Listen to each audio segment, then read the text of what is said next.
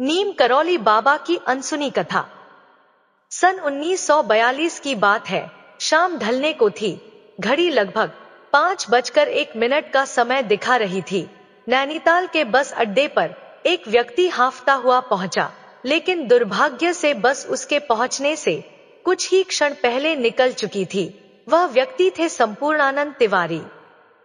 किसी कानूनी कार्य के सिलसिले में वे नैनीताल आए थे और अब उन्हें अपने घर कैंची लौटना था।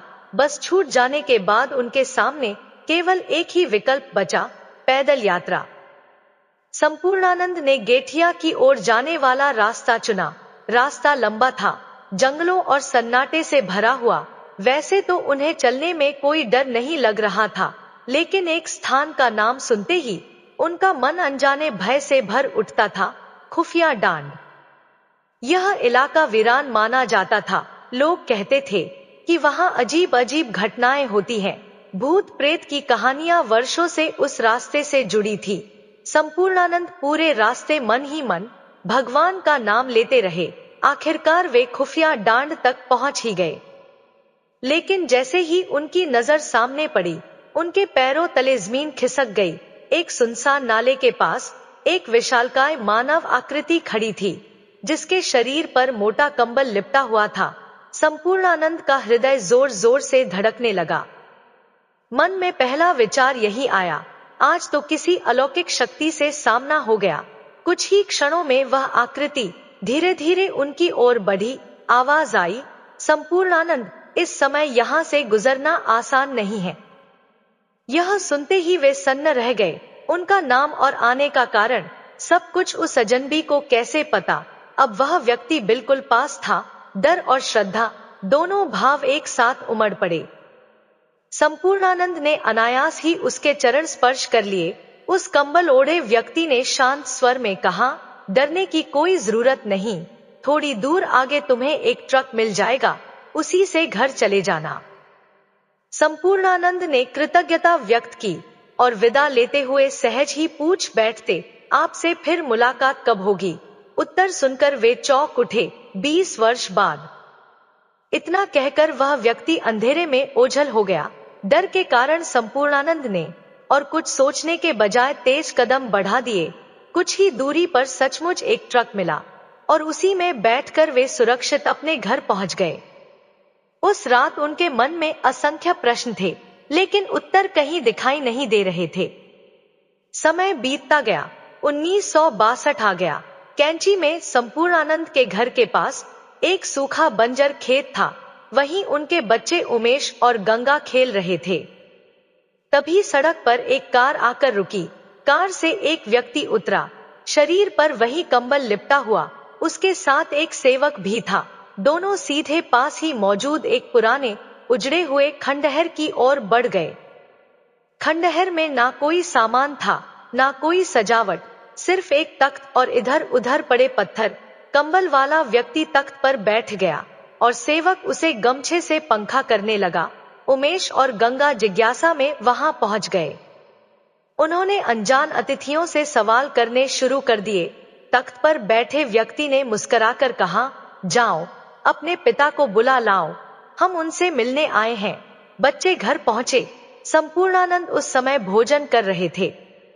उन्होंने अस्वस्थता का बहाना बनाते हुए कहा, कह दो, अभी आ नहीं सकता। बच्चों ने वही संदेश पहुंचा दिया, परंतु कंबल में लिपटे उस व्यक्ति ने क्षण भर में झूठ पहचान लिया। उसने सेवक से कहा, तुम जाओ और उन्हें स्वयं लेकर आओ। जब बच्चों ने घबराए हुए स्वर में संपूर्णानंद से कहा, बाबूजी, कंबल वाले बाबा ने कह दिया है कि आप झूठ बोल रहे हैं, वो खुद यहाँ आ रहे हैं, तो संपूर्णानंद समझ गए, यह कोई साधारण इंसान नहीं है। जो व्यक्ति बिना देखे सच पहचान ले, वह स्वयं चलकर द्वार तक आए, उससे छिपना असंभव है। कुछ ही क्षणों बाद वह कंबल में लिपटा व्यक्तित्व सामने खड़ा था। संपूर्णानंद ने बिना कुछ कहे श्रद्धा से सिर झुका दिया। बाबा ने शांत स्वर में पूछा, पहचाना मुझे? संपूर्णानंद मौन रह गए। स्मृति जैसे ठहर सी गई थी। तभी बाबा मुस्कुराए और बोले, अब कैसे पहचानेगा? अल्मोड़ा वाला मुकदमा जीत गया, चक्की का मामला भी जीत गया, अब तो खूब चक्की चल रही है।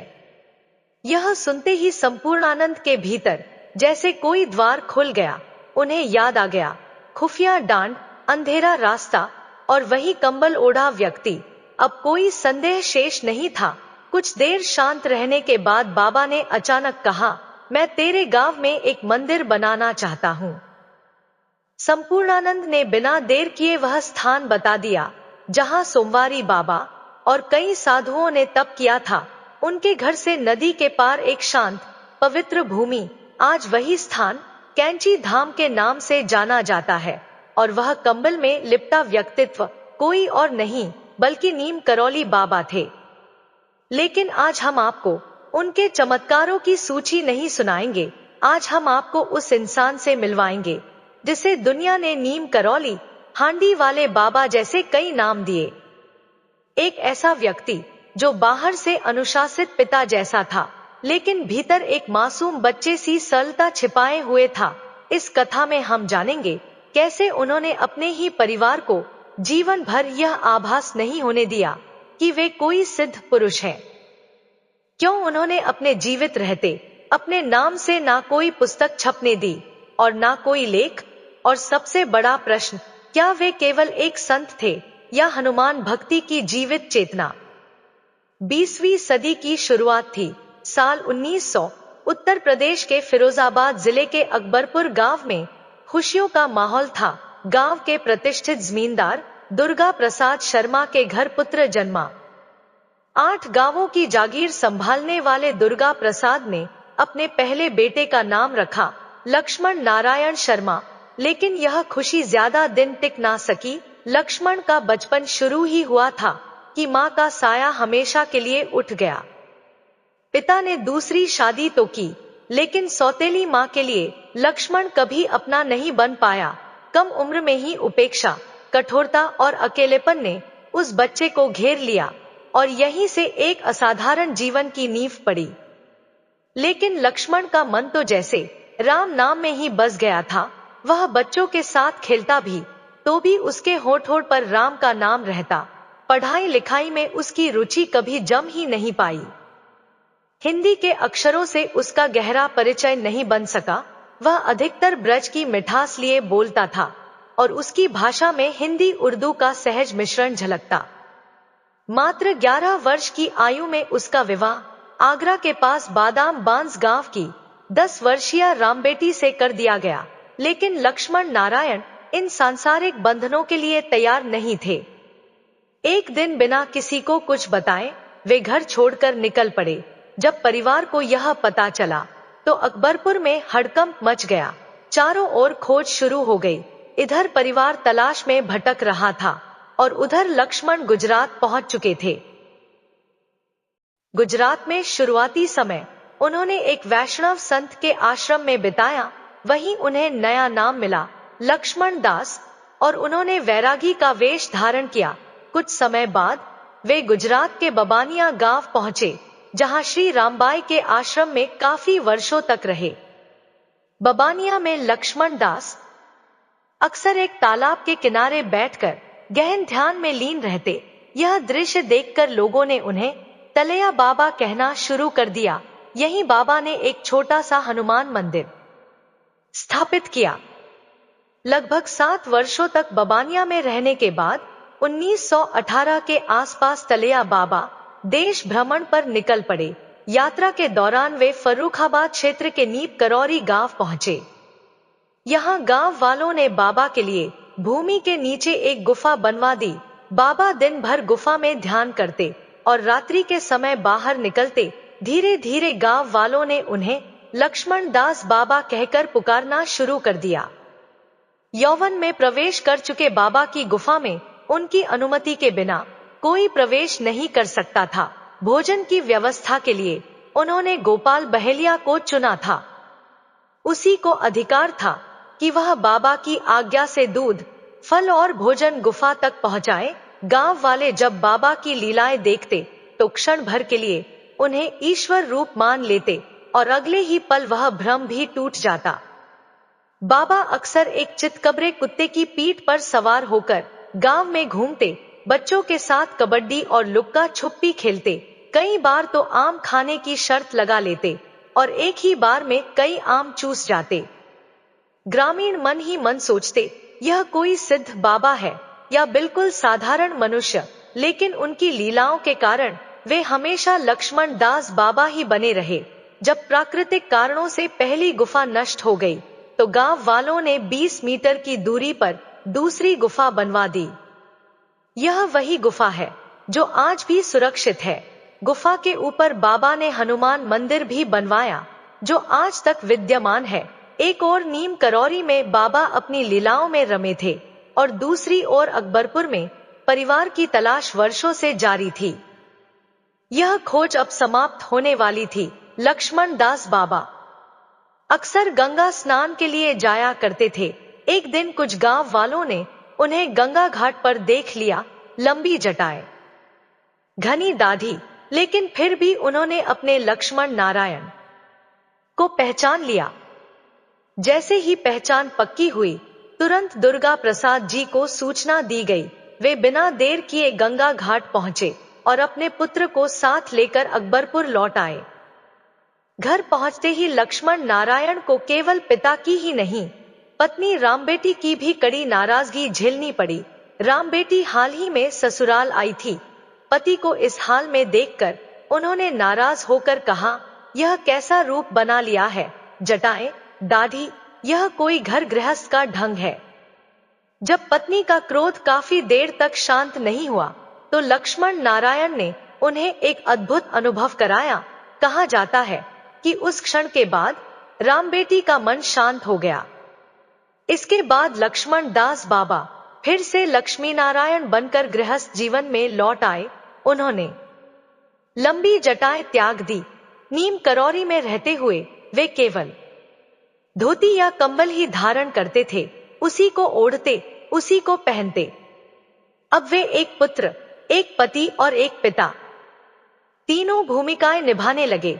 कुछ दिन परिवार के साथ रहते और फिर अचानक ही कहीं चले जाते। गृहस्थ जीवन में रहते हुए भी उनका नीम करौरी आना जाना लगातार बना रहा। लक्ष्मी नारायण गांव के प्रधान भी बने और ऐसे प्रधान बने कि लगातार 8 बार उन्हें यह जिम्मेदारी सौंपी गई। लक्ष्मी नारायण और रामबेटी को 2 पुत्र और 1 पुत्री हुई। बड़े पुत्र का नाम रखा गया अनेक सिंह शर्मा। सिंह इसलिए जोड़ा गया क्योंकि परिवार 8 गांवों की जागीर से जुड़ा था। दूसरे पुत्र का नाम धर्मनारायण शर्मा और पुत्री का नाम गिरिजा देवी रखा गया। संतान होने के बाद भी लक्ष्मी नारायण का अचानक गायब हो जाना बंद नहीं हुआ। एक दिन रामबेटी ने चिंता में कहा, आप यूं ही चले जाते हैं, अगर बच्चे रात में बीमार हो गए तो मैं क्या करूंगी, इलाज कैसे होगा?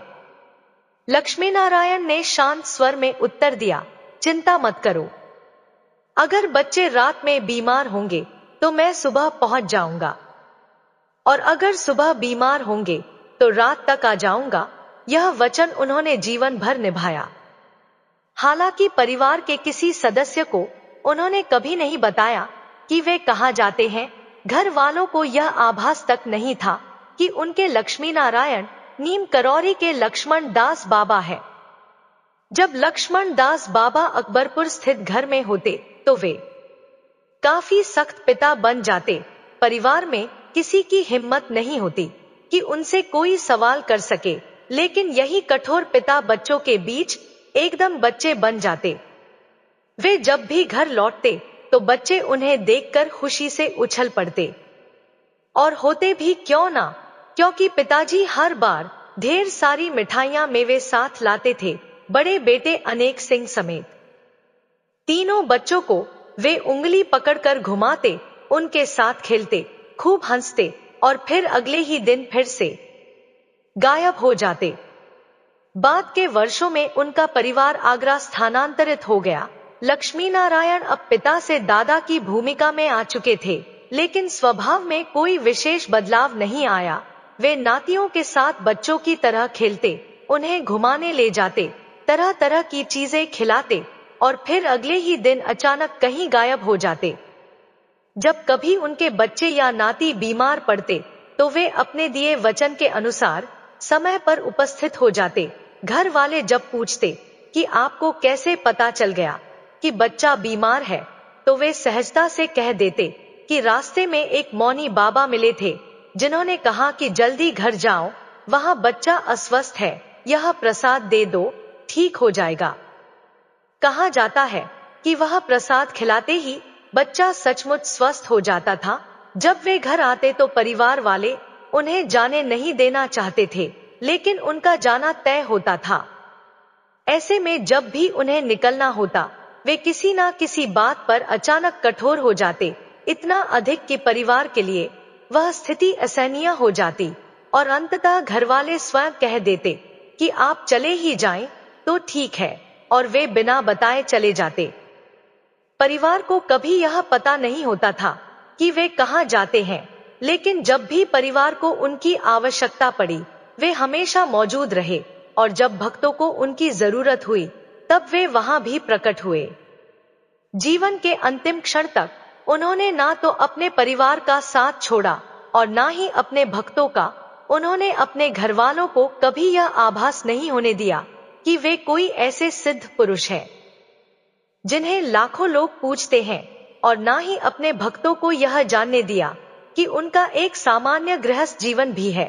केवल 2-4 अत्यंत निकट लोगों को छोड़कर किसी को यह जानकारी नहीं थी कि उनका पारिवारिक संसार भी अस्तित्व में है। ऐसा क्यों था? लक्ष्मण दास बाबा अपने दिव्य स्वरूप को सबसे छिपाकर क्यों रखते थे? इस प्रश्न का उत्तर भी आगे मिलेगा, लेकिन उससे पहले यह समझना आवश्यक है कि वे नीम करौरी और फिर नीम करौली बाबा कैसे कहलाए। अकबरपुर के लोग जब अपने गांव के प्रधान लक्ष्मी नारायण से मिलते थे, तो उन्हें यह कल्पना तक नहीं होती थी कि यही व्यक्ति आगे चलकर हजारों लाखों श्रद्धालुओं का मार्गदर्शक बनेगा। अकबरपुर के लक्ष्मी नारायण ही नीम करौरी में लक्ष्मण दास के रूप में साधना में रमे हुए थे। लगभग 18 वर्षों तक नीम करौरी में रहने के बाद लक्ष्मण दास बाबा सन 1935 के आसपास वहां से आगे निकल गए। जब वे अन्य स्थानों पर पहुंचे तो लोग उन्हें नीम करौरी वाले बाबा कहने लगे, और धीरे धीरे यह नाम स्वयं बाबा ने भी स्वीकार कर लिया। नीम करौरी छोड़ने के बाद उन्होंने कुछ समय फतेहगढ़ किला घाट में गंगा के तट पर बिताया, जहां उन्होंने गाय भी पाली। समय के साथ उनके संपर्क में आने वाले लोगों की संख्या बढ़ती चली गई और उनकी उपस्थिति लखनऊ, कानपुर, इलाहाबाद, दिल्ली, शिमला और मद्रास तक फैल गई। नीम करौरी के गांव वालों ने नीम करौरी वाले बाबा का नाम भले ही सुना हो, लेकिन वे कभी यह नहीं जान पाए कि उनके लक्ष्मण दास बाबा ही वही व्यक्ति हैं। अपनी सरल लीलाओं के माध्यम से उन्होंने हर धर्म और हर जाति के लोगों को अपनी ओर आकर्षित किया। हालांकि यह कहना अधिक सही होगा कि लोग स्वयं उनके भक्त बनते चले गए, क्योंकि उन्होंने कभी कोई प्रवचन नहीं दिया, ना ही कोई सत्संग किया। वे साधारण बातचीत में ही आशीर्वाद दे देते थे और वह आशीर्वाद सत्य में बदल जाता था। उत्तर प्रदेश के विभिन्न स्थानों पर रहने के बाद वे अंततः पहाड़ों की ओर निकल पड़े और सन 1940 में उन्होंने नैनीताल की यात्रा की। नैनीताल से लगभग 2 किलोमीटर दूर स्थित मनोरा पर्वत पर वे अधिकतर समय निवास करने लगे और इसी स्थान को उन्होंने आश्रम एवं मंदिर निर्माण के लिए उपयुक्त माना। बाबा ने इस स्थल को हनुमानगढ़ नाम दिया और 15 जुलाई 1952 को यहाँ हनुमान जी की एक छोटी मूर्ति स्थापित करवाई। इसके बाद रामायण और हनुमान चालीसा के अनेक पाठ संपन्न कराए गए और फिर 16 जून 1953 को मंदिर में हनुमान जी की विशाल मूर्ति की प्राण प्रतिष्ठा करवाई गई। कुछ समय पश्चात बाबा ने हनुमानगढ़ को एक सरकारी ट्रस्ट को सौंप दिया और स्वयं उससे अलग हो गए। इस दौरान लोग उन्हें हनुमान का अवतार मानने लगे थे। हनुमानगढ़ में रहते हुए बाबा का आना जाना भूमि आधार और गेठिया भी बना रहता था। इसी क्रम में 11 दिसंबर 1961 को भूमि आधार के ठाकुर पद्म सिंह के पुत्र पूर्ण सिंह ने अपना मकान और आसपास की पूरी भूमि महाराज जी को समर्पित कर दी, जहां बाबा ने एक आश्रम बनवाया। और हनुमान जी की एक छोटी मूर्ति की स्थापना करवाई। जब बाबा कुमाऊं क्षेत्र में पहुंचे तो वे नीम करौरी बाबा के नाम से पहचाने जाते थे, लेकिन धीरे धीरे स्थानीय लोगों ने नीम के स्थान पर नीम करौली कहना शुरू कर दिया और इसी तरह वे नीम करौली बाबा कहलाने लगे। पहाड़ों में लोग उन्हें प्रायः महाराज जी कहकर पुकारते थे और बाबा ने कभी इस नाम को लेकर कोई आपत्ति नहीं की।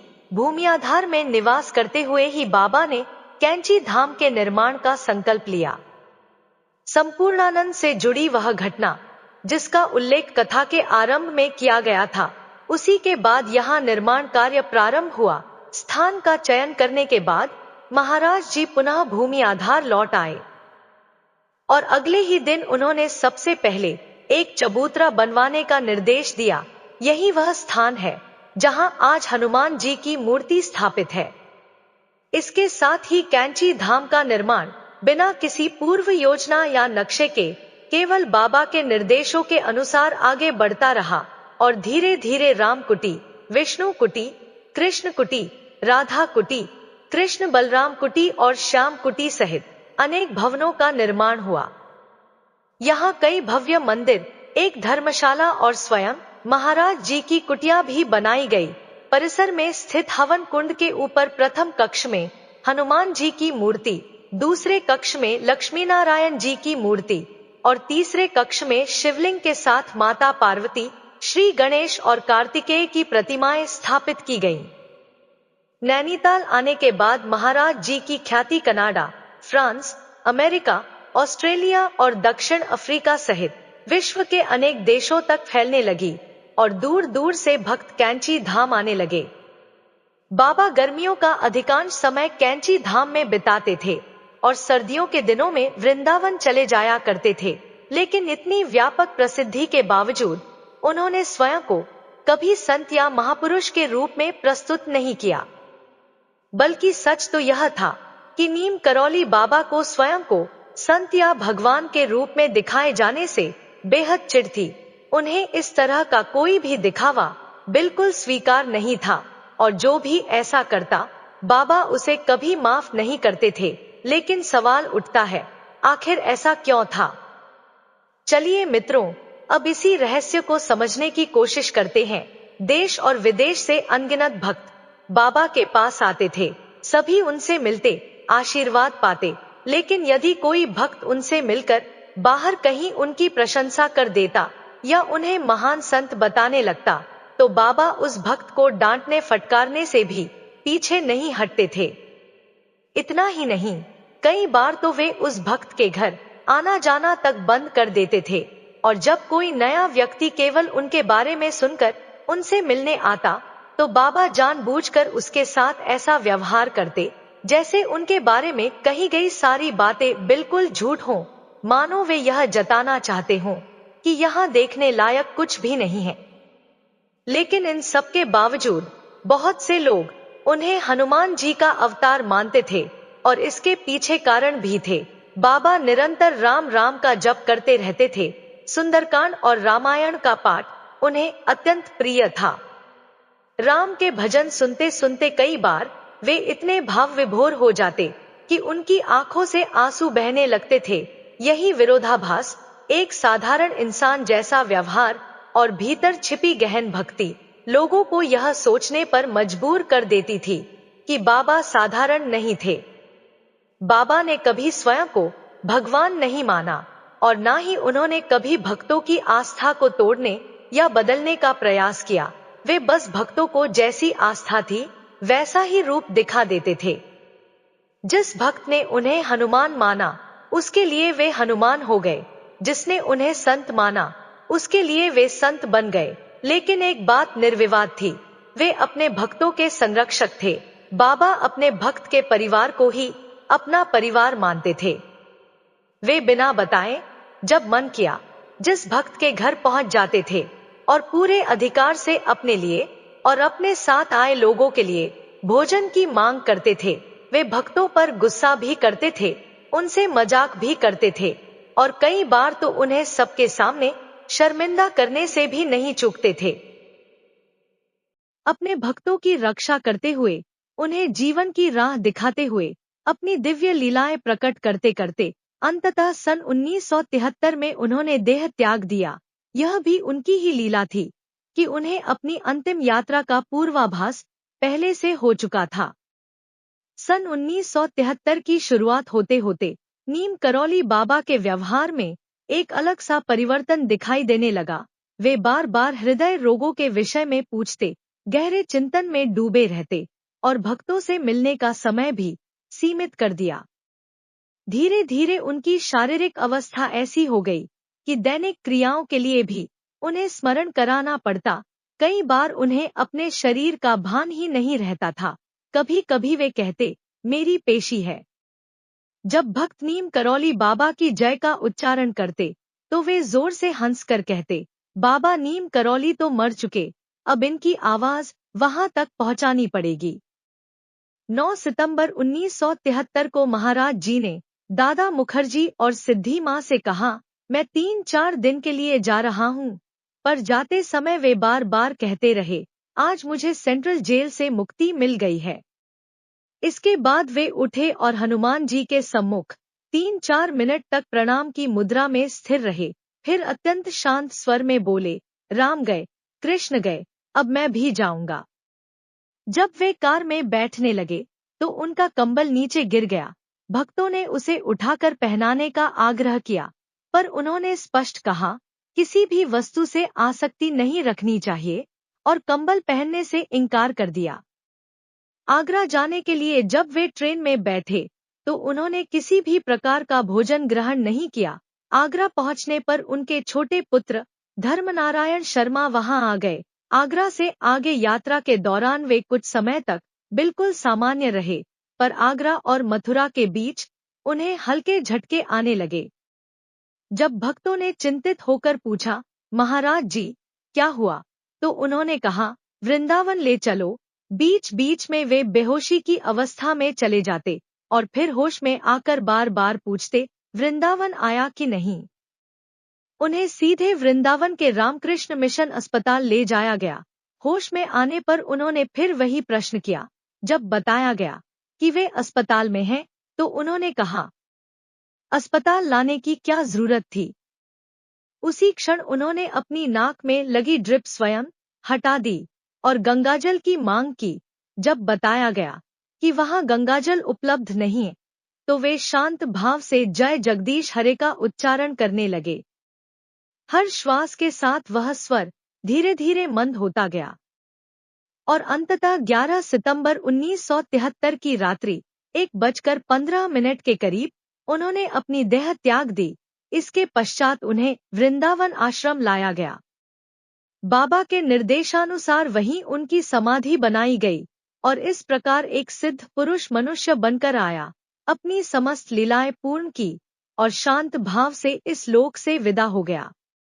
बाबा के देह त्याग के बाद ही उनके गांव, उनके ससुराल और नीम करौली गांव के लोगों को यह ज्ञात हुआ कि साधारण से दिखने वाले लक्ष्मी नारायण वास्तव में एक महान सिद्ध पुरुष थे।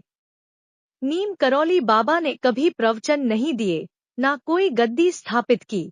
वे केवल हिंदुओं के संत नहीं थे, वे सभी धर्मों के थे। वे मुसलमानों से कुरान के माध्यम से बात करते, ईसाइयों से बाइबल के माध्यम से। वे कहते थे, सभी धर्म अंततः उसी एक ईश्वर की ओर ले जाते हैं।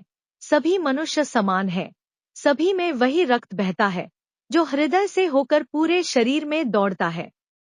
वे कभी संसार त्यागने की शिक्षा नहीं देते थे, वे सिखाते थे कि इसी संसार में रहकर सेवा करो। महाकुंभ में वे स्नान से अधिक लोगों को भोजन कराने पर ध्यान देते थे। उनके आश्रम में जो भी आया, कोई भी भूखा नहीं गया और यही उनकी सबसे बड़ी सिद्धि थी।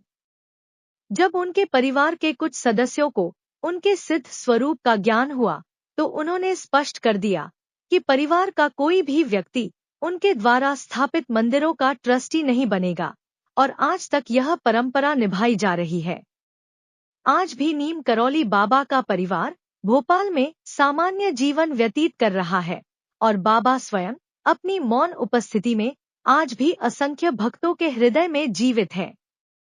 नीम करौली बाबा के धाम में प्रत्येक वर्ष 15 जून का दिन विशेष श्रद्धा और भक्ति के साथ मनाया जाता है। यही वह पावन तिथि है जब कैंची धाम का स्थापना दिवस होता है। यह केवल एक तिथि नहीं, बल्कि बाबा की करुणा, सेवा और साधना की स्मृति का उत्सव है। कहते हैं कि बाबा ने देश भर में जितने भी हनुमान मंदिरों की स्थापना करवाई, उनमें से अधिकांश की प्राण प्रतिष्ठा भी इसी शुभ दिन 15 जून को ही हुई। यह संयोग नहीं, बल्कि उनकी आध्यात्मिक चेतना का संकेत माना जाता है। अंत में बस इतना ही कहना पर्याप्त है कि नीम करौली बाबा सबके हैं। हर व्यक्ति उन्हें अपने भाव, अपनी श्रद्धा और अपनी दृष्टि से देखता है, और सच यही है, आप उन्हें जैसे देखेंगे, वे आपको वैसे ही मिलेंगे। क्योंकि बाबा ना तो किसी एक रूप में बंधे थे, ना किसी एक नाम में, वे तो केवल प्रेम, सेवा और करुणा थे। प्रिय श्रोताओं, महाराज जी की यह जीवन लीला आपको कैसी लगी? कमेंट बॉक्स में अपनी श्रद्धा अवश्य प्रकट करें। आपकी एक एक प्रतिक्रिया हमारे लिए बहुत महत्वपूर्ण है। अगर यह कहानी आपके हृदय को छू गई हो, तो कृपया वीडियो को लाइक करें, इसे अपने मित्रों और परिवार के साथ शेयर करें, और ऐसे ही आध्यात्मिक एवं प्रेरणादायक कथाओं के लिए हमारे चैनल को सब्सक्राइब करें। आपका समर्थन ही हमारी साधना है। धन्यवाद। जय श्री राम, जय श्री हनुमान।